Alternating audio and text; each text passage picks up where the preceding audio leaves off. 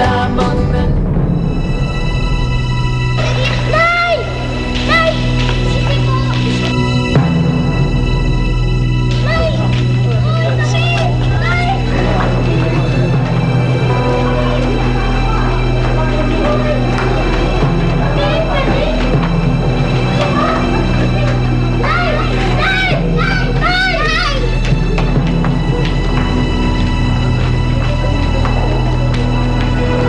Tulong! Tulong!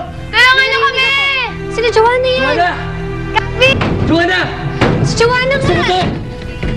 Joanna!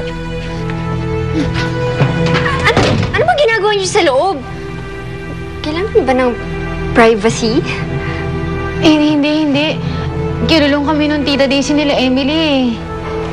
Oo nga pala! Sila Emily! Oo nga. Halika na, hanapin natin sila. Halika na!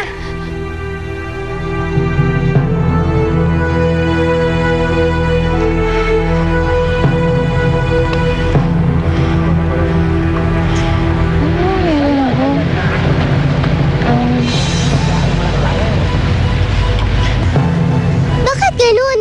Bakit hindi kayo pinansin ng nanay niyo? Junix! Para! Ate Emily! Ate! Salamat at ligtas kayo. Buti na lang hindi nila kayo nahuli. Ate! Nakita namin si nanay! Ano? Dali! Mami, bilis! Mami, bilisan mo! Ako, buti na lang talaga nailigaw na natin yung mga aso. Aray ko, naku, buwisit na mga asong yan, oo. Tanda kong ito. Ngayon lang ako napatakbo ng ganito. Lola, okay lang yun. Nasaan na ba kasi yung dalawang kumag na yun?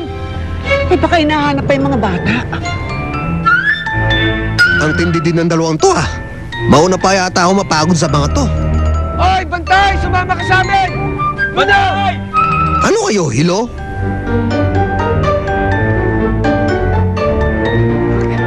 Hoy! Rapido! Bantay! Si nanay yung nakita mo? Oo, ate. Sigurado ko.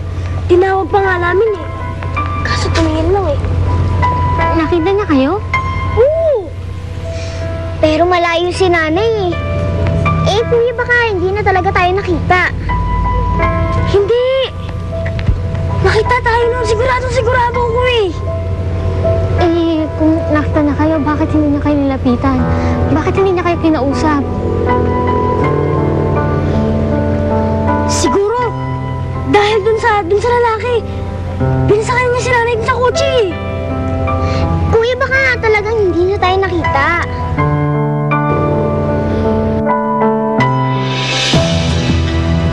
Sigurado ka ba na gusto mag-perform dito? Oo, baka nandyan yung nanay ninyo. Emily, huwag kang mag-alala. Kasi ayos na ayos lang naman sa tatay mo eh. At saka, ang gusto niya kasi, hanapin niyo na yung nanay niyo. Meron kayo siyang feeling na baka bumalik dito ang nanay niyo eh. Gusto ko na makita si nanay. Gusto ko na rin siyang makasama.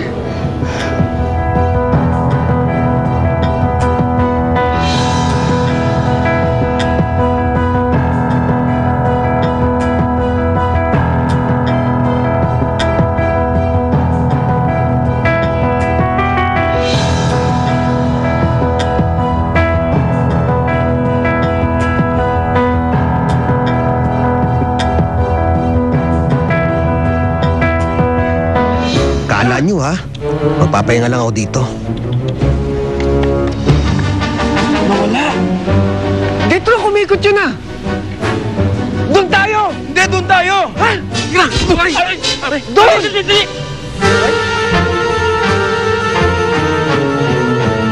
Very good. Ngayon, babalikan ko mga anak ko.